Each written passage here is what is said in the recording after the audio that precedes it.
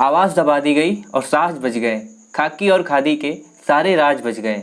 न जज बैठे न कोर्ट लगी, सजा मुकर्रर, सारे टिड्डे मारे गए और बाज बज गए। तो नमस्कार दोस्तों, मैं हूं आर्यन यादव। आप सभी का इंडिया मिरर के एपिसोड 2 में आप सबका स्वागत है।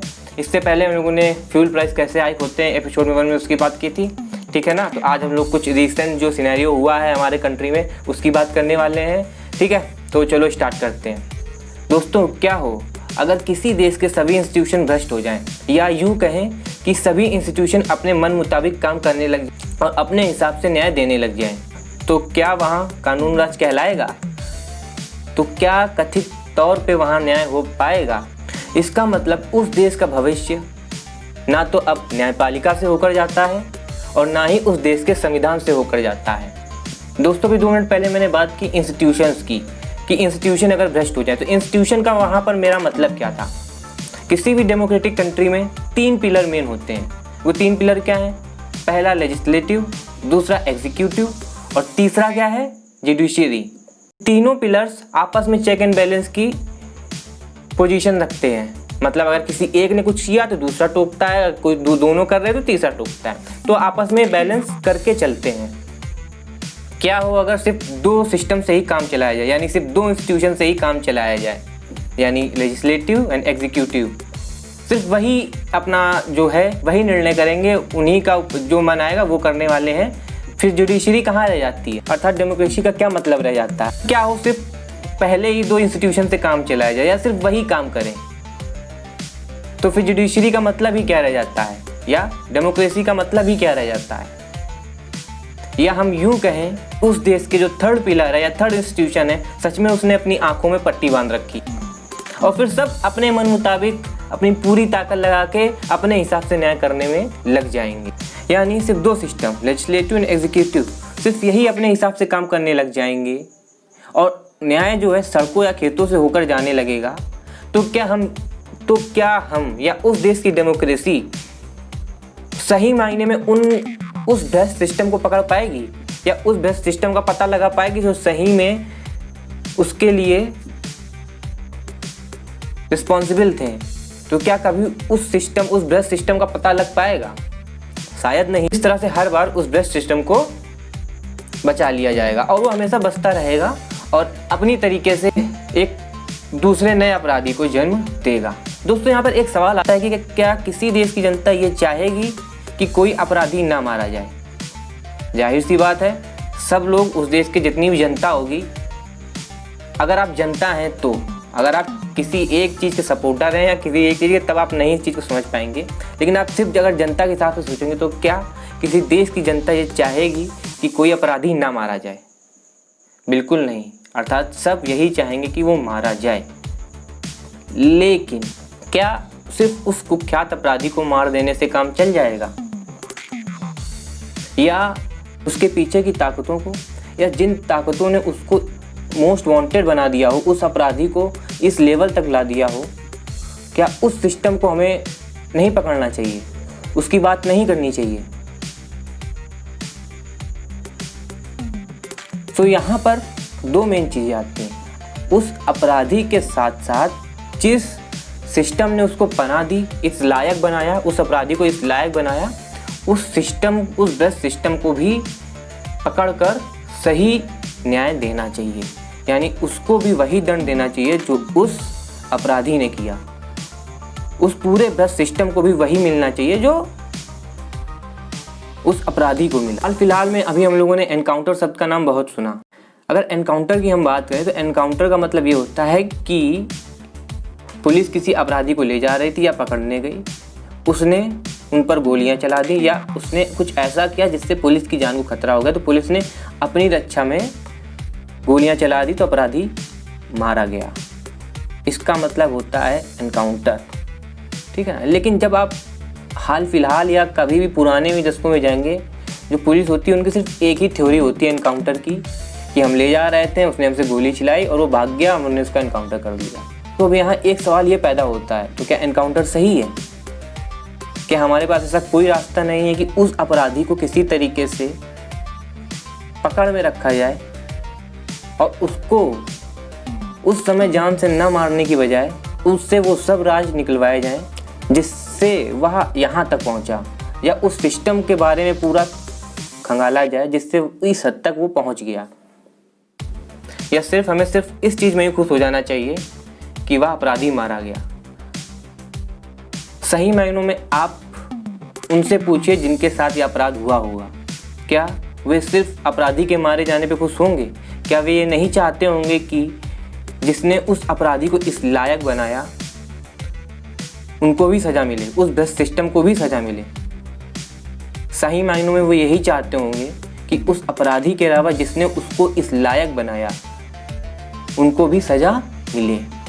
और अगर इस तरीके से सिर्फ एनकाउंटर होते रहेंगे तो क्या हम कभी उस खाकी वर्दी और खादी वर्दी के पीछे जो भ्रष्ट सिस्टम है उसको कभी हमारी पुलिस पकड़ पाएगी?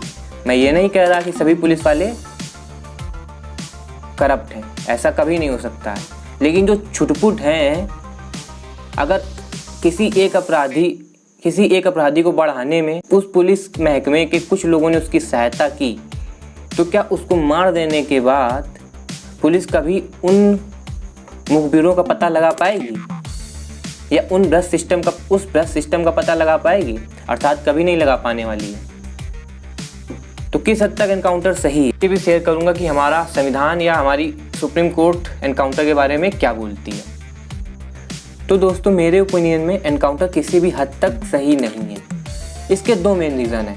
पहला रीज़न यह है कि पुलिस उस अपराधी का एनकाउंटर करके वो यह नहीं पता लगा पाएगी कि उसके अंदर जो मुखबिर थे या जो उसके अंदर ही कुछ दागी लोग थे वो कौन थे, और जो नेता या मंत्री उस अपराधी को बढ़ाने में या उसका संरक्षण देने में सहायक थे, उनका हम पता नहीं लगा सकते हैं अगर हमने उस अपराधी का एनकाउंटर कर दिया तो।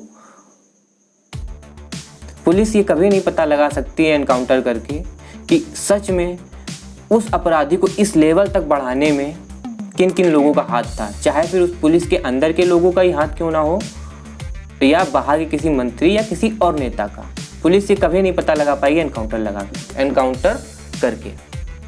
पहला बड़ा जो ड्रॉप है, पहली जो खामी इसकी है, ये सिर्फ यही है कि हम लोग की पुलिस उस मेन भ्रष्ट सिस्टम की तरफ कभी पहुंच ही नहीं पाने वाली है जो एक्चुअल में भ्रष्ट हो, वहाँ तक कभी नहीं पहुँच पाएगी, और वो फिर से एक नए अपराधी को, और वह भ्रष्ट सिस्टम फिर से एक नए अपराधी को जन्म देता रहेगा।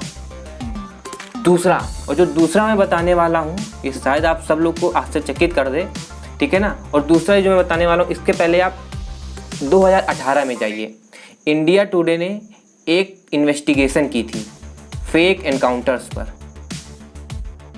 आप इंडिया टुडे की साइट पे जाएंगे, ठीक है ना, तो उसकी इन्वेस्टिगेशन indiatoday.in पे जाइए। वहाँ पर आप जो उसने इन्वेस्टिगेशन की थी आपको पता चलेगा कि क्या की थी, लेकिन उसका कुछ हिस्सा मैं आपको बता देता हूँ, और उस इन्वेस्टिगेशन का लिंक इंडिया टुडे का आपको डिस्क्रिप्शन में मिल जाएगा। आप वहाँ जाके पढ़ भी सकते हैं क्या इन्वेस्टिगेशन हुई थी इंडिया टुडे द्वारा। तो बेसिकली उस इन्वेस्टिगेशन में हुआ क्या था कि इंडिया टुडे के कुछ लोग बिजनेसमैन बनकर कुछ पुलिस वालों के पास गए थे, तो उन्होंने बिजनेसमैन बनकर गए थे और पुलिस वालों से बात की कि हमें एक का एनकाउंटर कराना और किसी दूसरे व्यक्ति को फंसाना है। तो आपको ये जानकर आश्चर्य होगा कि पुलिस वाले 8 लाख रुपए में, कुछ पुलिस वाले 8 लाख रुपए में निर्दोष का एनकाउंटर करने के लिए राजी हो गए थे। ये मैं नहीं कह रहा हूँ, ये मैं सिर्फ आपको इंडिया टुडे की इन्वेस्टिगेशन जो हुई थी उसके आधार पर बता रहा हूँ। तो आप ये समझ सकते हैं कि दूसरा जो मेन खामी है इस एनकाउंटर सिस्टम की, वो सिर्फ ये है कि कुछ पुलिस वाले सिर्फ नाम, पैसों और प्रमोशन के लिए किसी निर्दोष का भी एनकाउंटर करने के लिए तैयार हो गए थे। ये इंडिया टुडे की इन्वेस्टिगेशन बताती है। आपने न्यूज़ पढ़ी होगी तो 800 से ज़्यादा फेक एनकाउंटर्स की अपील आई थी। 800 से ज़्यादा फेक एनकाउंटर्स हुए हैं। तो आप ये समझ सकते हैं कि एनकाउंटर्स की सबसे बड़ी खामी क्या है। सिर्फ कुछ पैसे और प्रमोशन के लिए कुछ जो भ्रष्ट पुलिस वाले होते हैं वो किसी निर्दोष की भी जान ले सकते हैं। इंडिया टुडे की इन्वेस्टिगेशन ने ये बताया था। एनकाउंटर्स के बारे में सुप्रीम कोर्ट या संविधान क्या कहता है, उस पर भी हम लोग डिस्कस करते हैं। तो BBC की वेबसाइट पर जाइए, उन्होंने इसका भी लिंक आपको डिस्क्रिप्शन में मिल जाएगा।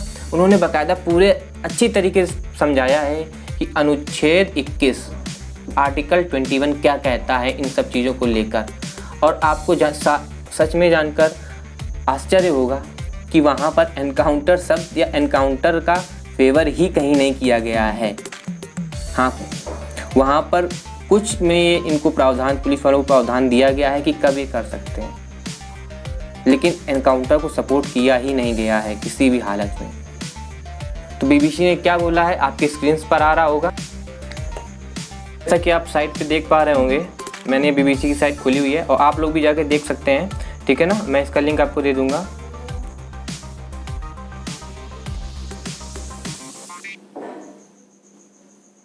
ये कुछ पहले तेलंगाना में जो केस हुआ था, उस पर जो इनकाउंटर हुआ था उसके बारे में है, ठीक है ना। लेकिन जो मेन चीज़ है वो मैं आपको दिखाना चाहता हूँ। इस संविधान में एनकाउंटर शब्द का जिक्र कहीं नहीं हुआ है। पुलिसिया भाषा में इसका इस्तेमाल तब किया जाता है जब सुरक्षा बल, पुलिस और चरमपंथियों और अपराधियों के बीच भिड़ंत होती है। और ऐसे ही आप अब जब पढ़ेंगे और नीचे देखिए भी लिखा है, भारतीय कानून में वैसे कहीं भी एनकाउंटर को वैध ठहराने का प्रावधान नहीं है, लेकिन कुछ नियम के अनुसार पुलिस को यह ताकत अपराधियों पर हमला कर सकती है, ठीक है ना। तो ये उन्होंने दिया है और इस पे अपना सुप्रीम कोर्ट भी